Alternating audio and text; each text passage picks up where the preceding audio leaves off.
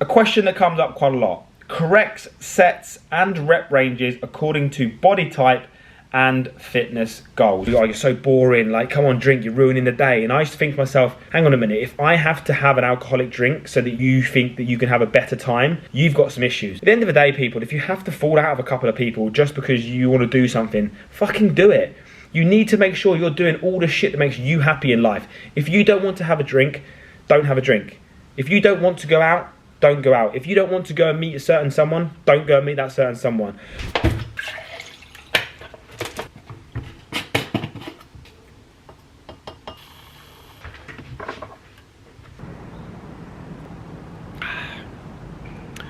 People, I have been doing the same morning routine for probably about 2 years now. Ghost greens has to go in before anything, and if I think about having a coffee first, I just make myself have this because I know how good it is for me. Digestion is the biggest thing we need to think about. Once that's finished, you can then have a coffee straight away. So now we make the coffee. Now the morning can start. Literally, I do my everyday routine. Get out of bed, make the bed, do my facial routine, teeth, whatever I need to do in the bedroom. Then I'll come into the living room, have my ghost greens, I'll sit in this chair, drink my coffee and chill for like, well, however long that takes to drink that, like 10 minutes or whatever. And then I'll crack on with some work. That is exactly what I do every single day, and I have done for the last since I've been living here 2 years, because obviously it's different in every house I've lived in. Roughly the same, but sometimes when you live in different places, it's like I mentioned yesterday on my Instagram story, talking about certain gyms you go to. You need to go to a good gym that you want to actually go to, otherwise you're never going to go to it.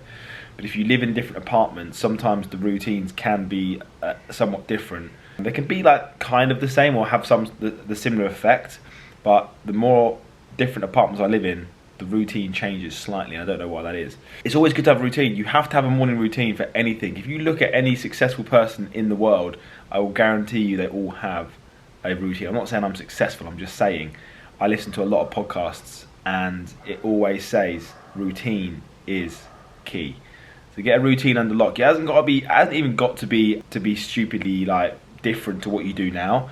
Obviously, if you're getting up at like 10, 11 o'clock and you're not doing anything, you need to change. But even just going to bed an hour earlier and getting up an hour earlier and having a probiotic drink like I just did there with the ghost greens and then a coffee and then just chilling for 5 minutes is so different to just getting out of bed an hour later and rushing out the door to work. It's going to change your day. Trust me. Right, so today's video, people, we're going to be doing a Q&A. I've just put up on my Instagram stories asking you guys what you want to ask me. Now, sometimes I do this on my Instagram quite a lot. However, talking on Instagram, it can only allow you sort of a minute, I think now, to answer that question. So I'm doing a Q&A on here so I can talk more in depth about the questions you may have. So I'll wait for those questions to come through and I'll answer them throughout the day. But I have got a little delivery I need to go pick it up, so let's go.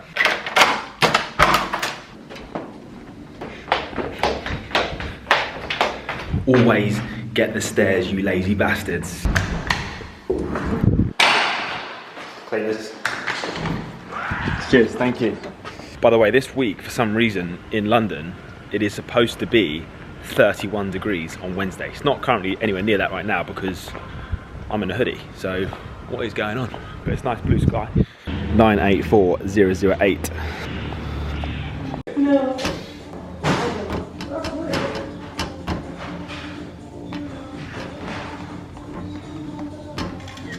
Oh my God.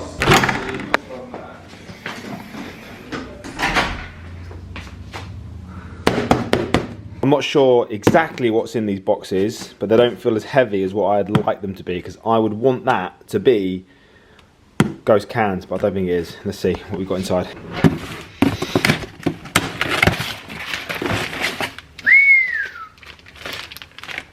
A new ghost cap. It's not going to be the cans, it's not heavy enough. Oh my God! This is sensational. We know what's coming. If you guys follow Ghost Lifestyle, you will know that Max Tuning has done a collab with Ghost in the past. However, he now owns a company called Sour Strips. and they've done a collab. It is sensational. Check this out. Just when you think your day couldn't get any better. So this is Max Tuning's sweet brand, sour strips. Very good, by the way. They are like, he's always been one for sour, like sour candy, but he can never find them, so he's made them himself. So we've got sour strips, rainbow flavor pump, we've got rainbow flavor legend, and we've got rainbow flavor size. I am so gassed. Size is creatine, people, we know that, so make sure you are getting creatine in because it is unbelievable. However, I'm sure this one will have it as well. Yep, beta alanine is 3,200 milligrams. So that, you're going to be buzzing your tits off with that. So you can actually use that as a pre-workout just without the caffeine, or you can mix it with your legend and your pump if you like. Wow, I am so gassed for this. Also got a new rainbow shaker as well. Sick. Code Kieran, you know the drill, people. On a serious one though, like, how good is Ghost packaging? Like, that one, just because it's like different, because it's the white and the grey and it's never been done before, how sexy is that? Like, you pull that out at your gym bag in the gym and people are like, oh, I wonder what he's taking. It's honestly so fucking cool. I love this brand. Honestly, this brand is on another level. Also, I just want to say I have actually just renewed my contract with Ghost, and I am super happy about that. So I just want to say thank you to every single one of you people that are watching this, my YouTubes, my TikToks, my Instagrams, whatever it is you watch and support me and use my code for Ghost. I do really, really appreciate it because it allows me to work with companies such as Ghost, and I am so happy to be working with them. I think I've told you this before, guys, but I wanted to work with Ghost probably 3 years before I actually was working with them. I actually turned down some big contracts prior to working with Ghost that were offering me more money because I would much prefer to work with a brand that I, one, really enjoy the products. Like, I can't work with companies where I don't like. Imagine if I was working with a protein company where they're sending me as much stuff as what Ghost do, and I don't take the products. Like, it'd be such a hard thing for me to try and sell. I don't want to sell shit that I wouldn't want to take. So the reason I love Ghost so much is because the brand is on another level. It really is. Like, the way where this brand is going is just absolutely crazy.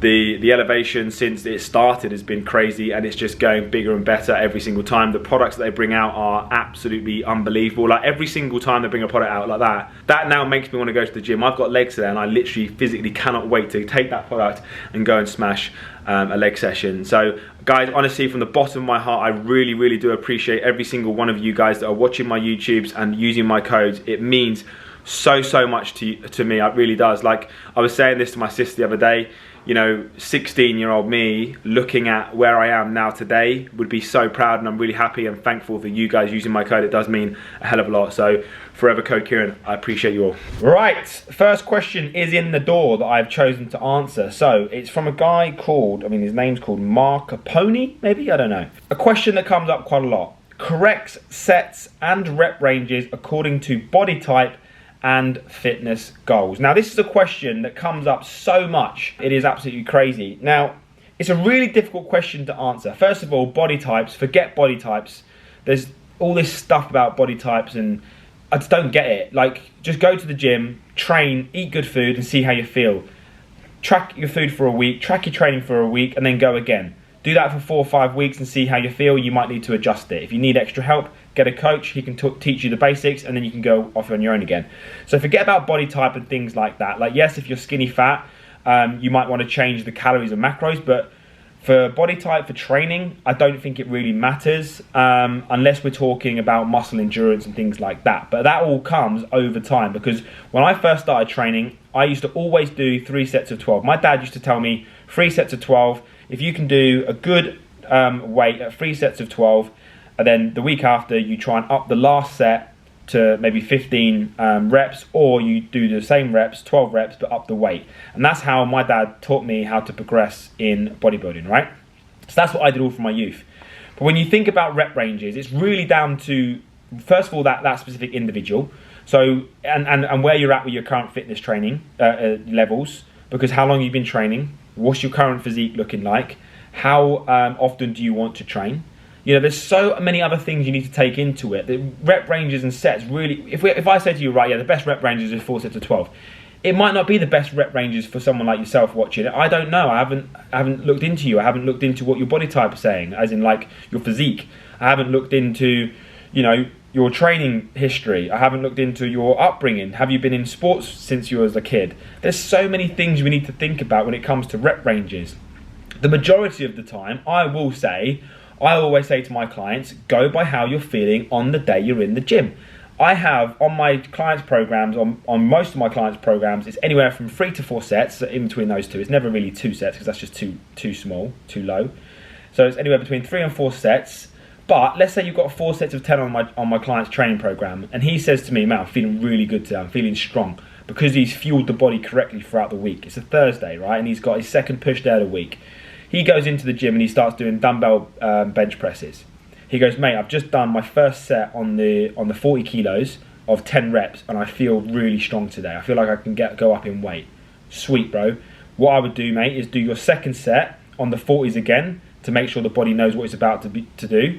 Then go to the third set and then maybe up the weight for the last 2 sets. So maybe go to 44s today. And then if you can't do 10 reps, just do 8 and 8 and end it there. But if he was to go in there and do 4 sets of 10 on the 40s and just fly through them and go, "Yeah, that was easy," you've left so much energy in the tank there. Take advantage of how you're feeling in the gym that day. So if my client says, "Mate, I've just done 4 sets of 10 on the 40 kilo dumbbell bench presses. I've smashed last week's weights. So what should I do now?" I'd say, "Mate, do another set. Do another set of the 45s if you can and do 8 reps. That way you're then taking that chest muscle to fatigue." So when it comes to sets and rep ranges, you can have targets, you can have certain sets and reps in your program, but honestly, go by how you're feeling on the day. If you're feeling like you've got a lot of energy, maybe adding another set would help. But progression can be measured in so many different ways. You know, it's not just sets and reps, it's weight, it's also your mind, how your body can change because of the way you're thinking about the program or thinking about the food, how you fueled yourself that week. There's so many different things that we need to think about when it comes to this. Hitting a required number of reps and sets, and me to turn around and say to you the best number of sets and reps to hit is this, would really be a false information because I don't know your ability. If you do want, honestly, more information about all this stuff and you want a personalised training program to you, this is where I would come involved. I do one-to-one coaching where I have clients where I set them out personalised training programs and nutrition programs to their desired goals.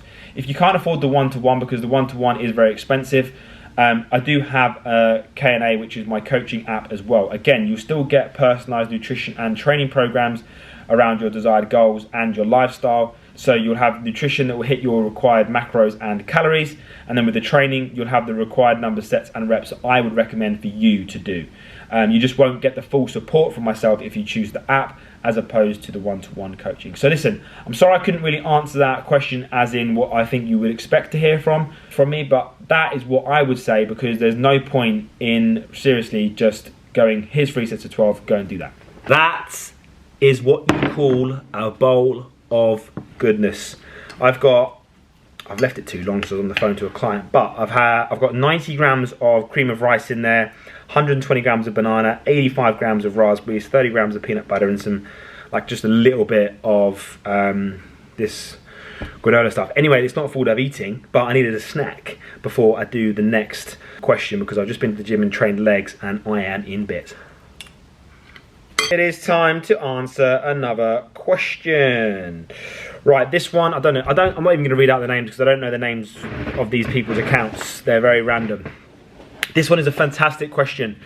Why did you stop alcohol completely, and how do you go around social events and gatherings? Now, when I stopped drinking completely, I got a lot of shit. Now, I'm not a very big drinker in the first place. I used to be back in the day because I actually used to be a chef, and for some reason that sort of lifestyle is finish work and get absolutely baked 3-4 days a week. Don't know why.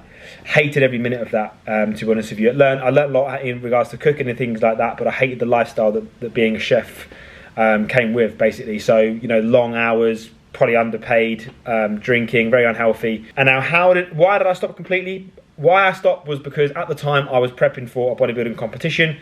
I completely cut out alcohol. I completely cut out most things I enjoy anyway during that cut, because you need to get a certain level of leanness that can take a little bit of time and a very big amount of dedication. To be honest with you, I wasn't a very big drinker before that. I actually sort of slowly was wheeling myself off it anyway. I don't really like the taste of any alcoholic drink that you can buy. Like if I was to go out now, it's 30 degrees today, if I was to go out and sit in a pub with a couple of pals, which I would never do, by the way, I don't feel the need to do that anymore. I'm 31, I'm over drinking completely. But if I was, I'd probably go for an Aperol Spritz. It's super basic, I don't know what is even in it, it's just Aperol, isn't it? And it's fizzy and it tastes nice and it's refreshing. But then after I've drank that, it doesn't taste nice, because that alcoholic feeling just feels like it's just poisoning my body. So once I finished prep, I was like, I actually could quite easily not drink ever again. Now during prep it was fine, because no one was questioning why I wasn't drinking alcohol. No one was questioning why I wasn't eating certain foods and stuff, because they knew what I was doing. They knew I was doing prep, so I can't. Now after prep it did become a little bit different. I've got a couple of pals from back home that are big drinkers, but they're very good friends of mine. I stay in touch with them to this day. I speak to them pretty much every other day. Big drinkers. When I meet up with the boys, that's when it becomes a little bit difficult. They're like, why not drinking? Don't be a pussy. Blah, blah, blah. I think they've got to the realisation now that it is absolutely fine for me not to drink. I just don't go out to many of these events anymore with them or whatever, and there's other things we can do. If I go to a barbecue around my mate's house, I really don't need to drink. I'll just overeat in food and feel like I'm involved. And at the time when I was going out with other people that they're not really my mates, they're my mates of mates, if you like, they were the ones that were sort of trying to pressurise me into that, and they were saying stuff like, you know, you're so boring, like, come on, drink, you're ruining the day. And I used to think to myself, hang on a minute, if I have to have an alcoholic drink so that you think that you can have a better time, you've got some issues. It's not me, you're the one that's got some issues. And I actually had a bit of an argument with someone that was in the group at one point. I went, leave it out. Like, they were trying to force a shot down me, and I was like, guys, I am not going to drink the shot. I don't care what you do or what you say, I am not going to drink the shot. Grow up, drink the shot yourself, and just get on with it. So that's how I dealt with it. And if you have to, at the end of the day, people, if you have to fall out of a couple of people just because you want to do something, fucking do it. You need to make sure you're doing all the shit that makes you happy in life. If you don't want to have a drink, don't have a drink. If you don't want to go out, don't go out. If you don't want to go and meet a certain someone, don't go and meet that certain someone. Honestly, I don't know how old you are. Obviously, if you're watching this, I don't know how old you guys are. I'm 31 now, but over the last 5-10 years, I reckon, 5-7 years to be fair, I honestly have been so selfish with my own time, because time is something that is forever fading, right? You cannot get away from that. It's forever fucking fading. And if you're doing shit you don't want to do, you're just literally digging yourself a deep, deep hole of how shit you're going to feel. Because if you're trying to live your life pleasing other people around you, you are going to have some serious mental health issues. It's all about yourself. It's all about number one. I don't care what anyone says.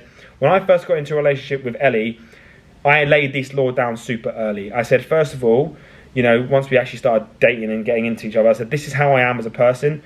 You've clearly, you know, moved towards me because you like the way that I am as a person. Maybe I come across a certain way on my social media. Now you're spending a bit more time with me. You kind of know what it's about. Ellie knows that if I have a shit day's training, or I don't get to the gym, or I don't train by a certain time, or my food's off, or all this shit, she understands that I am going to be in a bit of a mood. So she tries to work things around me, and vice versa. When she wants to do certain things or doesn't want to do certain things, I will make sure I move things around for her and make sure it works really, really, really well. And that is the reason why I have a fucking very good relationship with Ellie. Me and Ellie get on like you wouldn't even believe, right? We've never had an argument. We've been together for 3 years. We have a great time. And it works because we both understand and we both get each other, and you need to understand that as well. If say your relationships breaks up because you're trying to work on yourself and become a person that you want to be, fucking let it break up. Move that bitch on. Do you know what I mean? Because what will happen is you'll find someone that actually cares about you and understands your meaning to what you want to do and how you want to go about life. So trust me, that is one of the best advices I can give to you. If you're young or even if you're old, fucking do shit that you want to do. Right, another question, 10k calorie challenge. Now, this is something that I want to do. I generally want to do this. I went for a stage of like eating a lot of food about 2, 3, 4 years ago, and I just thought to myself, I could absolutely do that. It'd be so easy. Then I started to get really obsessed with digestion, how I feel. Obviously, how I feel has a big impact on how I train and how I feel throughout the day and things like that. Now, I know if I was to do a 10,000 calorie challenge, it is going to absolutely fuck me up for about 2 days, because it will have to be, well, I don't have to do it with loads of crap foods. I was actually thinking about doing a 10,000 calorie challenge in all good foods, like good, healthy, nutritional value foods, to see if I could actually do it, because that would be a more of a harder thing to do. Because if I want to do 10,000 calorie challenge, that is a piece of piss, because I can just go and do you know, a Domino's pizza, 2,700 calories, whatever it is, loads of sweets, loads of fucking cereals, chocolate, all that crap. It's so easy to do 10,000 calorie challenge like that. So let me know in the comment section below, would you rather me do a 10,000 calorie challenge in shit food, fast food, whatever, or would you rather me do a 10,000 calorie challenge in good, healthy, nutritional value foods? Let me know. What is your favourite Alphalete fitted joggers? This one's from Tom Wyatt. I know this guy, I know the name because I can see it right there. Speak to Tom quite a bit in my DMs. He's always using code Kieran, so Tom, I know you're watching this. Thank you, mate, I appreciate you a lot. Fitted joggers, yes, you guys know that I am an absolute big fan of the Studio joggers, or the Academy Club joggers, because they're two different types of joggers. The Academy Club joggers are a lot thicker, completely different sort of style, if you like, whereas the Studio joggers are a lot more of a thinner material, and you'd wear them on a day like today. Like, I don't really like training upper body in shorts. I just don't feel right. I don't know why, unless I'm wearing big long shorts that cover my knee. I wouldn't want to wear like shorts that I've got on now. I've got the speed shorts on now because I trained legs today. I wouldn't want to wear them training upper body. It doesn't feel right. So it's hot, it's sweaty, it's 30 degrees in London today. I'd wear the Studio joggers if I was training upper body. But on the colder days, I do like the Academy Club joggers with the long, tight cuff at the bottom. As always, you guys know, code Kieran, I love you all. How do you track your food? So I use an app called MyFitnessPal. Now, it is super simple to use once you've got the hang of it.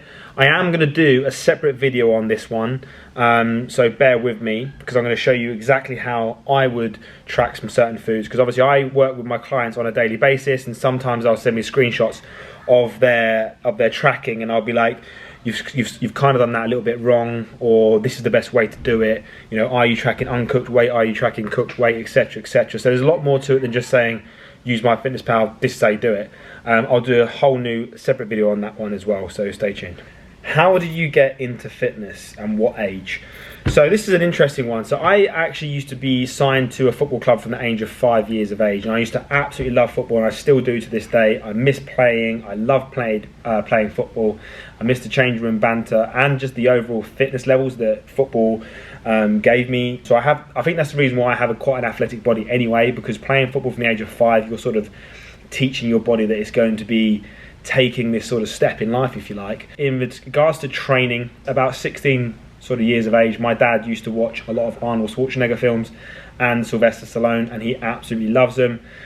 We used to watch Commando a lot back in the day with, you know, I think Wesley Snipes is in that one, and I absolutely love Wesley Snipes. He was one of my favourite actors growing up, and he was just the way he was and his physique, you know, Sylvester Stallone's physique.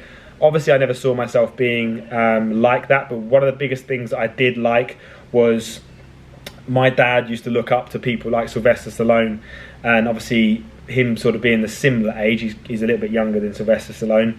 I guess he grew up with them and Arnold Schwarzenegger all his life, so he absolutely loved them, which was quite a special moment when I met Arnie in LA. I don't know if you guys remember, here's a photo right there.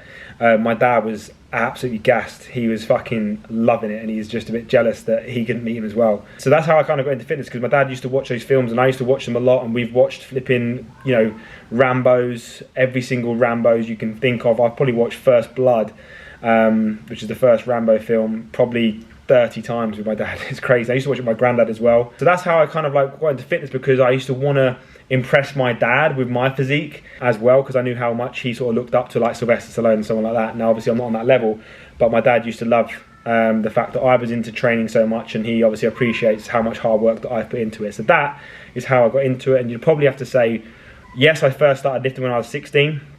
My sister's boyfriend at the time got me into it a little bit more as well, because he was actually trained to go into the army, and we used to train a lot together.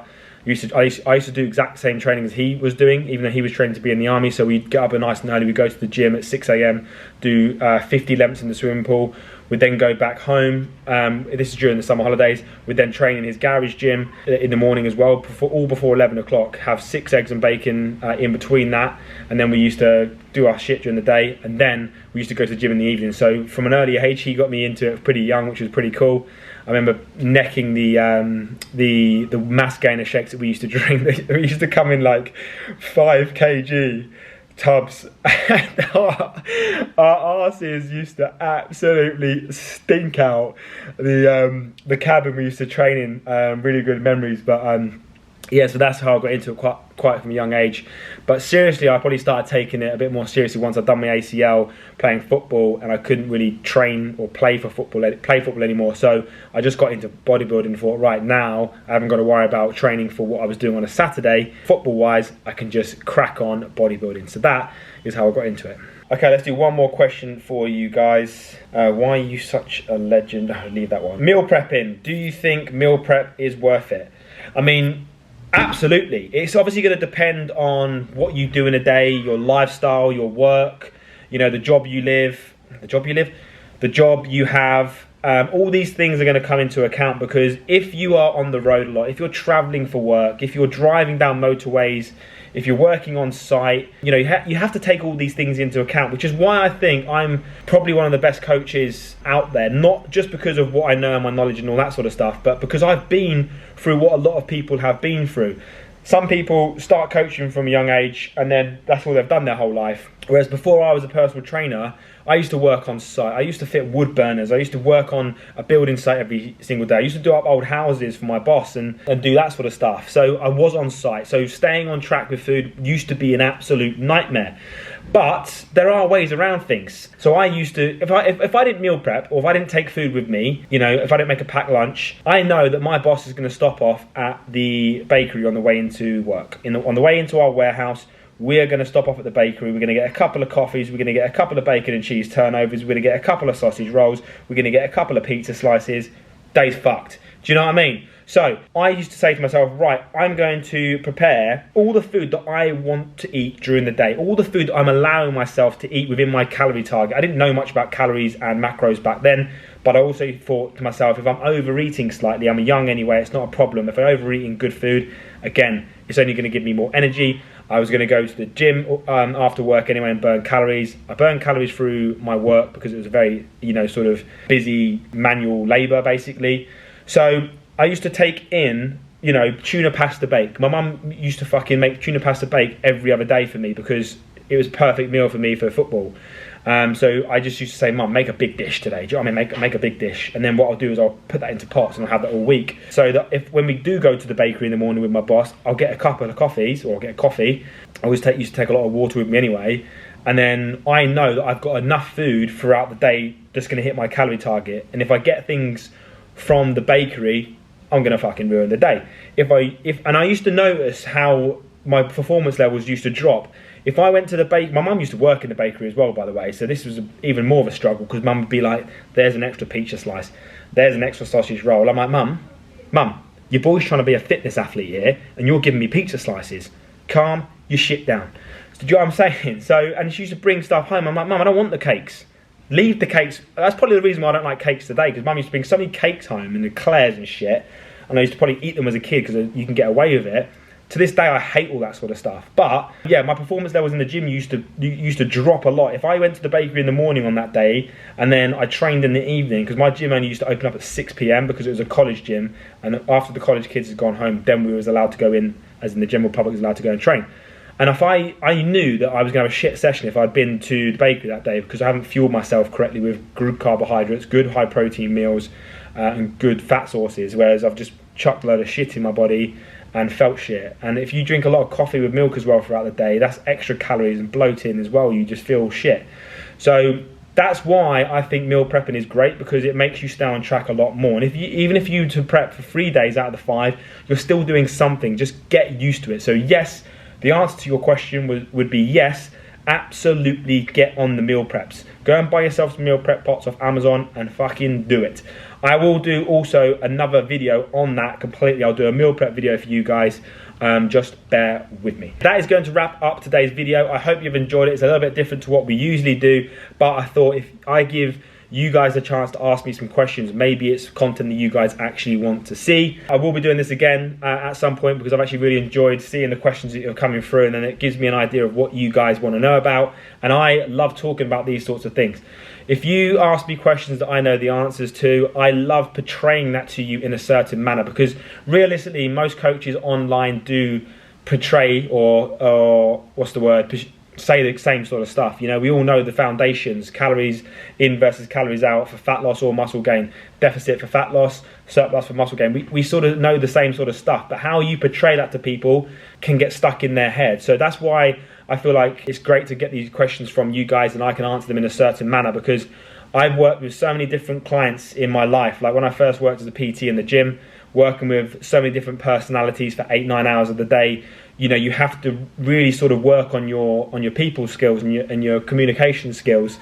And saying something to somebody in a certain way might not work, but saying it to somebody else in that way might work. So you have to work on that sort of stuff. So guys, I really hope you've enjoyed the video. Make sure you like this video, subscribe to the channel, and let's get this channel to 10,000 subs. Appreciate you all. Peace. A year from today, you're going to look back at the previous 365 days and you're either going to say, thank God I spent my time doing that, or you're going to say, damn, I wish I spent my time doing that.